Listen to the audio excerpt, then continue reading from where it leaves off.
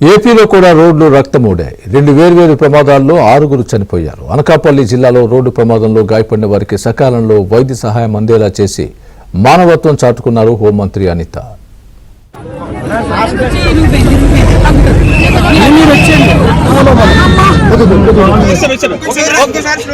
బాపట్ల జిల్లా కర్లపాలెం మండలం సత్యవతిపేటలో ఘోర రోడ్డు ప్రమాదం జరిగింది.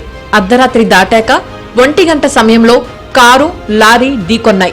ఈ ఘటనలో కారులో ప్రయాణిస్తున్న 4 మృతి చెందారు. మృతులను కర్లపాలెంకు చెందిన వారిగా గుర్తించారు. ఈ ఘటనలో కారులో ప్రయాణిస్తున్న 2 బాలురు బాపట్ల ఎమ్మెల్యే నరేంద్రవర్మ కుమారుడి సంగీత్కు వెళ్లి వస్తుండగా ఈ ప్రమాదం జరిగింది.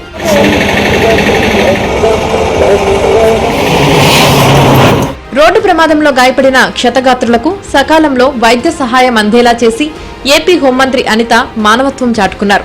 అనకాపల్లి జిల్లా యలమంచిలి సమీపంలోని కొక్కిరాపల్లి వద్ద ఆటో, టాటా మ్యాజిక్ వాహనాలు ఎదురెదురుగా ఢీకొన్నాయి.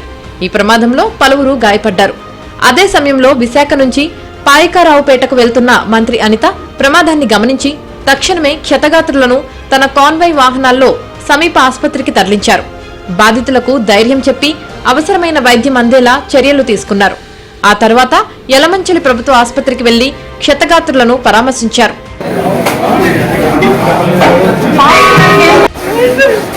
అయితే యలమంచిలి ప్రభుత్వ ఆసుపత్రిలో ట్రీట్మెంట్ పొందుతూ 2 చనిపోయారు.